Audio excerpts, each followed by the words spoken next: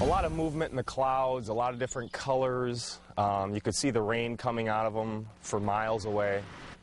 The cleanup continues after damaging winds and hail ripped through the Fox Valley.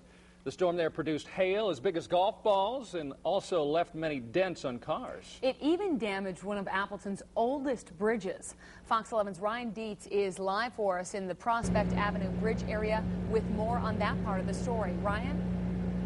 Michelle, this is what happened last night when the leaves filled up the drains. Water started rushing over the side of the bridge, and that caused one part of the retaining wall to partially collapse.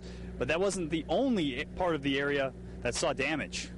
The day after the storm had people waking up to damage. The nearly 100-year-old Prospect Avenue Bridge was closed off, with authorities not taking any chances.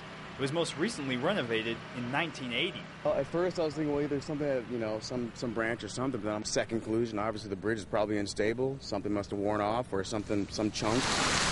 Hail also blanketed the area. This is something we don't wish for. Bergstrom Automotive has more than 800 cars with some hail damage. That's about a sixth of the whole inventory. The damage ranges from $1,000 to more than $3,000. And deals on damaged cars are out there. There is a silver lining, and that it's a great value for people that want to buy a car that they don't mind a few dents and they want a great deal. Crews worked throughout the day to restore power across the valley. We Energy says more than 6,000 customers were without power at one point. And people say the winds were as strong as they've ever seen. Like I said, I was standing at my window, and all of a sudden I had to back away because it felt like it was going to shatter in front of my face. It was pretty strong.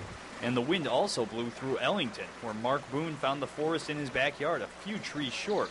He says it was like a wind tunnel by one side of his house. The trees started snapping and we ran to the basement. 30 minutes later, the sun was shining again. And even though some trees were lost and cars were damaged, people are trying to stay positive.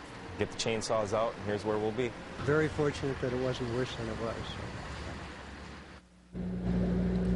Appleton officials tell me they can't open up the bridge until a structural engineer takes a look at it. That should be tomorrow, and shortly after that, they expect to open up the bridge.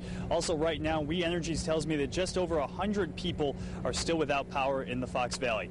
Live in Appleton, Ryan Dietz, Fox 11 News.